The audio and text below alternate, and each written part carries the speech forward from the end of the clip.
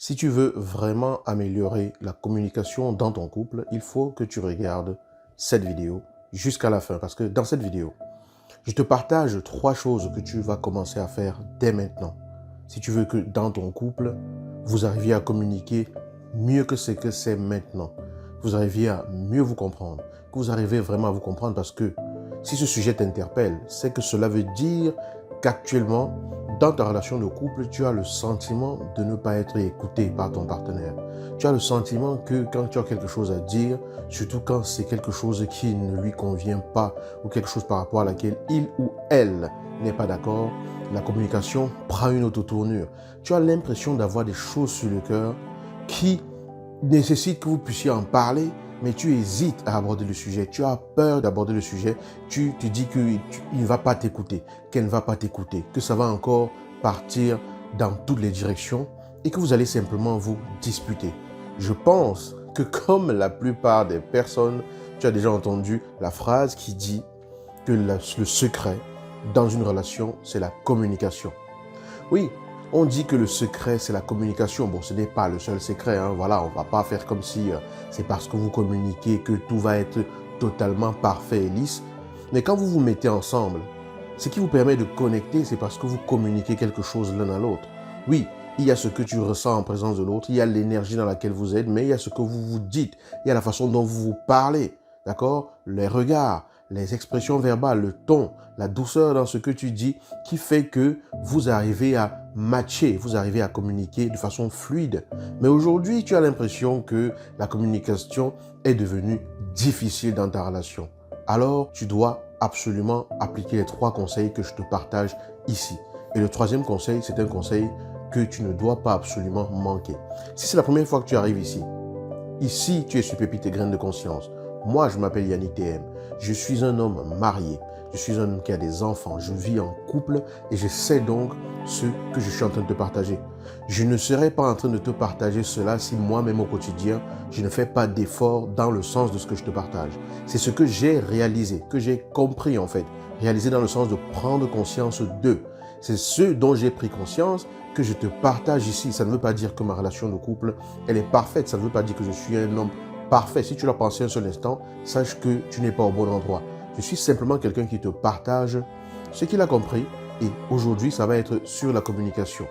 Va en dessous, abonne-toi si ce n'est pas encore le cas et sous cette vidéo, tu vas trouver un lien qui t'amène vers un guide des 7 erreurs qui peuvent tuer ta vie de couple si tu ne fais pas vraiment attention. Maintenant, on entre dans le vif du sujet. La première chose que tu dois comprendre en termes de communication, c'est que si ta communication est chaotique aujourd'hui dans ton couple, c'est que ça veut simplement dire qu'il y a quelque chose qui ne passe plus correctement. Ça veut dire que ce que tu dois comprendre, c'est que quand vous communiquez, il y a une personne qui parle, il y a une personne qui écoute, et puis il y a le canal entre les deux qui est la communication, qui est ce que l'autre émet et ce que l'autre reçoit. Donc à partir du moment où la communication pose problème, c'est que ça veut dire que soit le canal qu'on utilise pour s'exprimer, on a fait des modifications dans ce canal-là, donc on fait plus de reproches qu'avant, on utilise des tons qui sont irrespectueux envers l'autre et tout. Et du coup, l'autre qui est le récepteur l'accueille mal et va réagir en retour. Et ça va simplement plomber l'atmosphère. La première chose que tu dois faire si tu veux améliorer la communication dans ton couple maintenant, c'est qu'il faut que tu prennes la décision de faire les choses autrement. Tu dois décider. Aucun changement n'arrivera dans ta vie si tu ne prends aucune décision de changement. Aucune modification de comportement ne peut arriver dans ta vie si tu ne décides pas que les choses vont changer. La décision a un véritable pouvoir. Lorsque tu décides de faire les choses autrement dans ta vie, tu actionnes un pouvoir qui est entre tes mains pour faire autrement. Je ne dis pas que décider va tout faire, mais décider t'ouvre la porte. Décider te donne l'énergie. Décider te donne la force de le faire. Tu décides parce qu'aujourd'hui, tu en as marre de la situation que tu vis. Donc décide et arrête de reprocher. Parce que, en général, quand on dit oui, on n'arrive plus à parler, il ne m'écoute plus, elle ne m'écoute plus, et voilà, on se dispute tout le temps, on est dans le reproche. À quel moment est-ce que toi, tu as décidé qu'il fallait que tu agisses autrement? À quel moment est-ce que tu as décidé que toi, il faut que tu fasses quelque chose de différent pour que la communication dans ton couple soit meilleure? À quel moment est-ce que tu as décidé qu'il faut que toi, tu prennes la responsabilité de l'adulte et que tu agisses comme un adulte doit agir dans ta relation pour l'améliorer? Oui, l'autre a dit ci, fait ça, dit des choses qui ne te plaisent pas, la communication, ça ne marche pas et tout. Mais les adultes, c'est des gens qui, à un moment donné, doivent se poser, laisser tous les sentiments négatifs de côté et parler de façon objective et parler de façon claire. Donc, il faut que tu décides d'être l'adulte dans ta relation sur cet aspect-là et que tu décides de faire les choses autrement et que tu arrêtes de reprocher. Donc, je décide d'agir autrement et j'arrête de reprocher parce que je veux agir autrement. Et partant de là, ça veut dire que je prends la responsabilité de faire ce que j'ai à faire pour que les choses se passent différemment dans ma relation. Est-ce que ça garantit que ça va se passer différemment? Non, c'est pas ce que je suis en train de dire. Mais si on ne fait rien de différent de ce qu'on fait jusqu'à présent, des mauvaises habitudes qui sont installées, rien ne changera. Les choses vont empirer. Et dans quelques années, vous vous retrouverez en train de vivre comme des zombies dans votre relation ou comme des colocataires qui ne se parlent même plus, simplement parce que personne n'a pris la décision de faire les choses autrement. Décide maintenant d'agir autrement.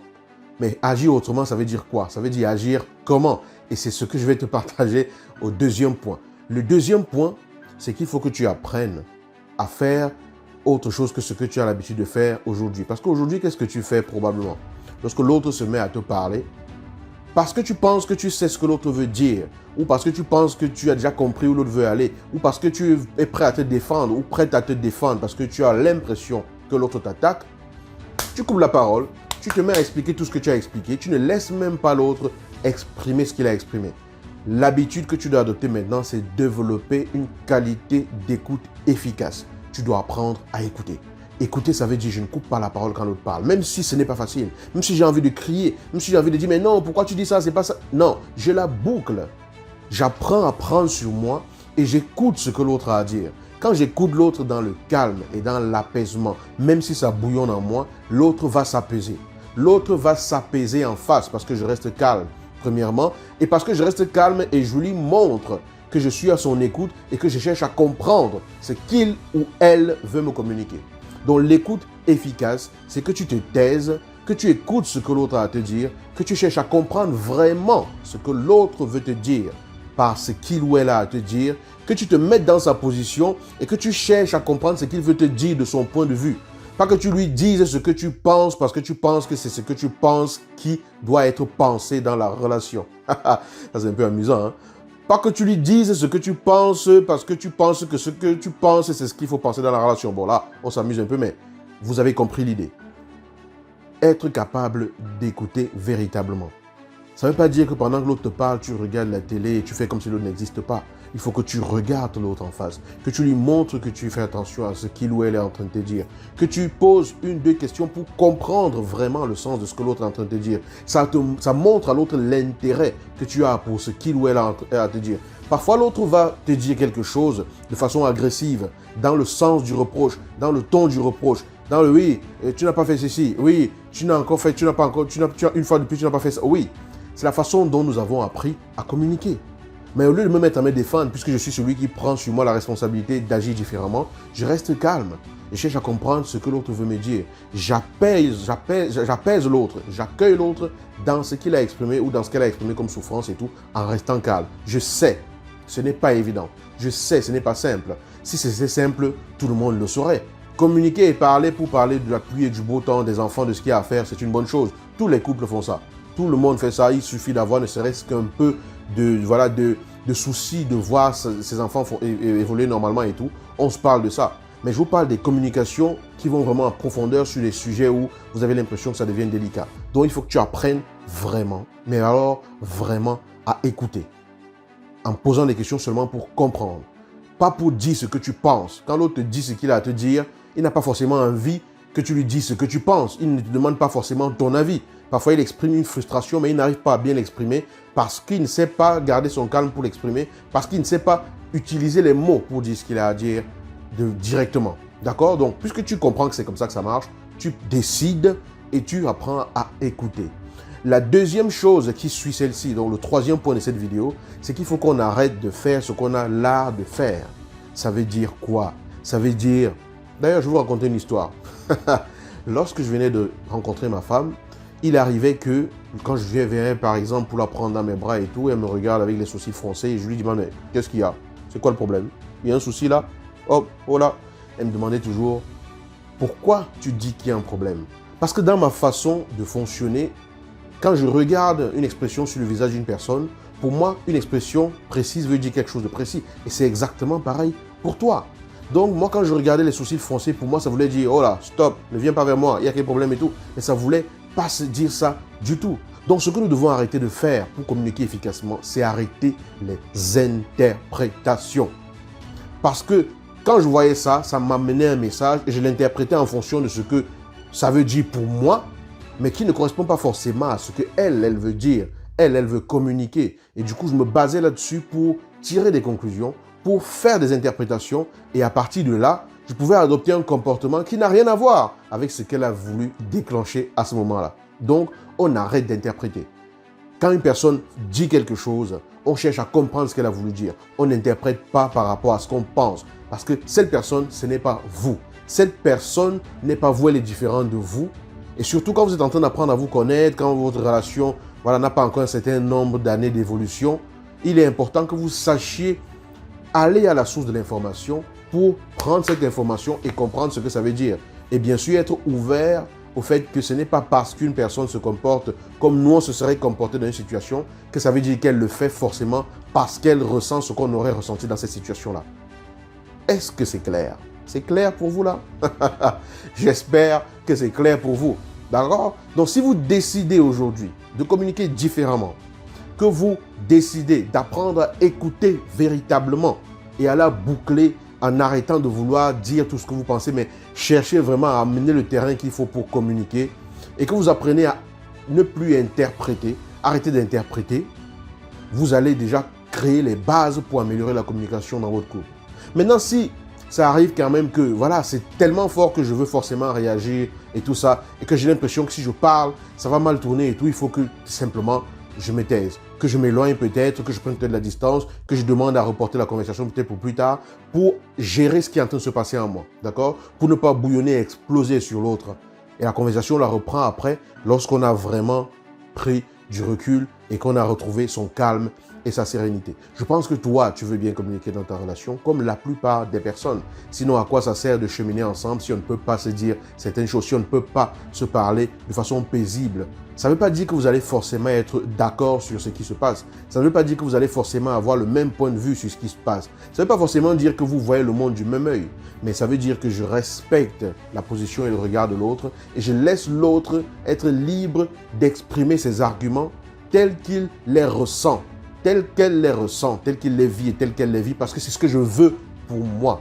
Je vous l'accorde, ce n'est pas une partie de plaisir, ce n'est même pas une partie de, de billes, hein, voilà, mais si tu prends la décision, ça veut dire que tu prends l'engagement de travailler sur toi. C'est quelque chose que tu dois faire pour améliorer tes capacités. Mais la raison principale, c'est pourquoi est-ce que tu serais amené à le faire. Si tu arrives à comprendre pourquoi tu veux vraiment arriver à améliorer la communication dans ton couple et que cette raison te porte vraiment à cœur, que c'est quelque chose qui t'anime vraiment, que c'est important pour toi dans ta vie de couple parce que c'est quelque chose qui te nourrit, tu trouveras la force de te dépasser. Tu trouveras l'énergie de te dépasser.